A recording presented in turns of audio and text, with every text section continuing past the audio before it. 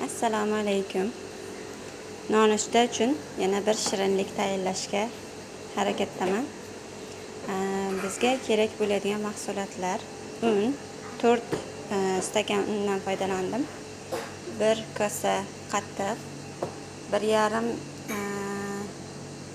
paket shedroleta yoki unga o'xshagan biror sariyog'li nima qo'llasangiz bo'ladi. 5 dona tuxum, bittasini 5 ta dona tuxumni sarig'ini oldim, oqini ichiga bezak uchun, nachinka uchun. Bu karbonat tuzi, biza kabartma tuzimiz, shakarli vanilin, ya'ni vanilin. Bunlardan bir qoshiqdan qo'llayacağım, ishlataman. 1 stakan shakar, mayiz, yong'oq va nachinkasi uchun tuxum oqi. 5 dona tuxum oqi. Buni birinchi unni ilab olishdan boshlaymiz ishni.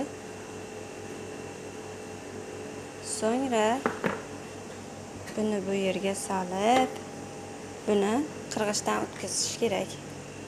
Muzdek holatda bo'lsa, qirg'ichdan yaxshi o'tadi.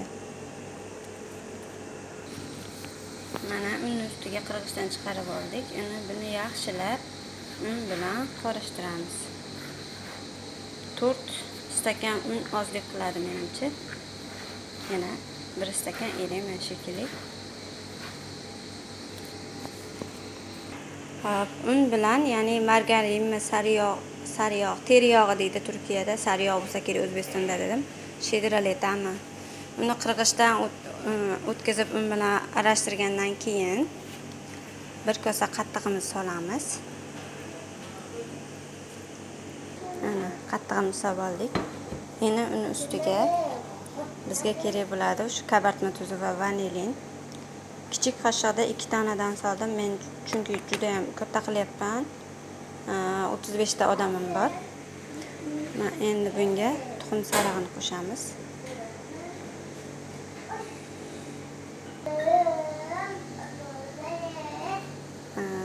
Mana hamma yoqni qo'shgandan keyin yumshoq mayin xamir qilamiz. Orada videoga oldim desam pauza bosilib qolibdimi bilmadim. Gapim balki 2 martadan takrorlanayotgandir.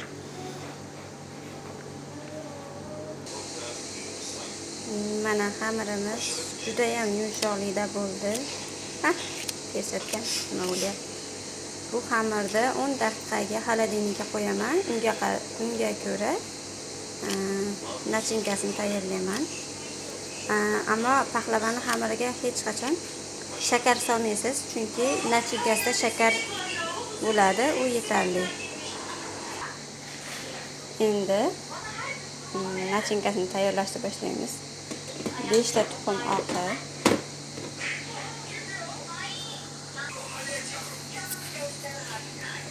so'ngra buni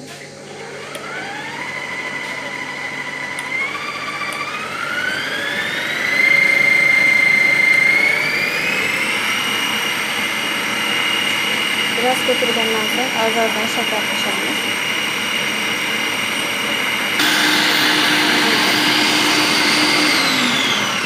Qanchalik ko'pirganini ko'rsataman.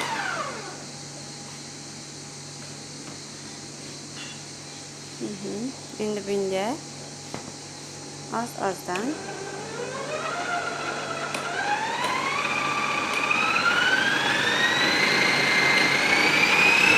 shakar solamiz.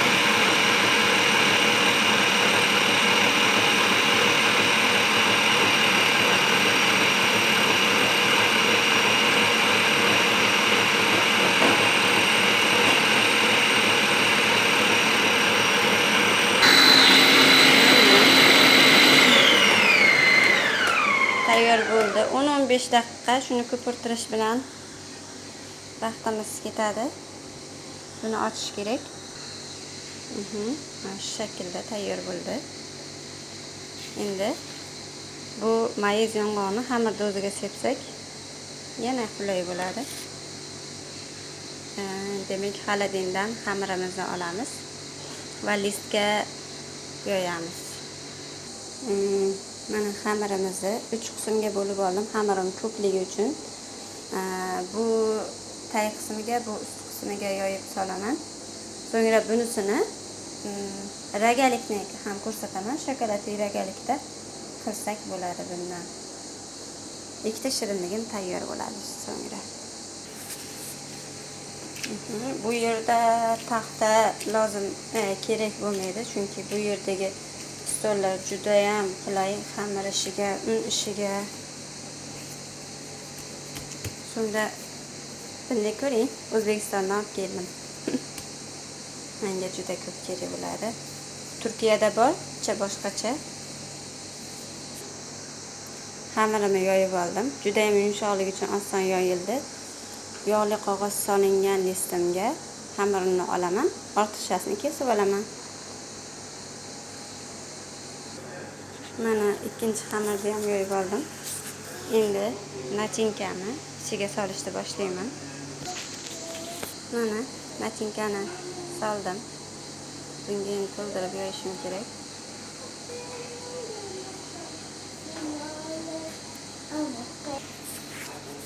Mana endi yoyib oldim. Buni ustiga endi mayonez, yong'oq sepamiz. Shu o'rinda aytib ketmoqchi edim. Ota-onam juda ham bizni katta qilguncha halol mehnat qilib, qishi bilan bozorlarda salat sotib bizni katta qilgan. Turmushga uzatdi, oilali qildi, akam uyladi. Lekin akam oilasi bilan Koreyaga borib ishlab, endi uyimizda yo'q narsani o'zi yo'q, hamma narsa yetarli, lekin onajonim sog'lig'ida biroz muammo bor. Juda ham katta pul kerak bo'lyapti, lekin men hech kimdan pul so'ramayman. Eng avvalo shu videoni ko'rayotganlardan iltimos qilardim, shu qizni onasi yaxshi bo'lib qolsin deb duo qilishingizni, chunki kimdir ichimizda Allohga yaqin bo'lishi mumkin. Onamga puldan yordam berolmasam, kimlarnidir duosi orqali Allohga yetib borsa, xayrlisi bo'lsa, Xudo xohlasa yaxshi bo'ladi.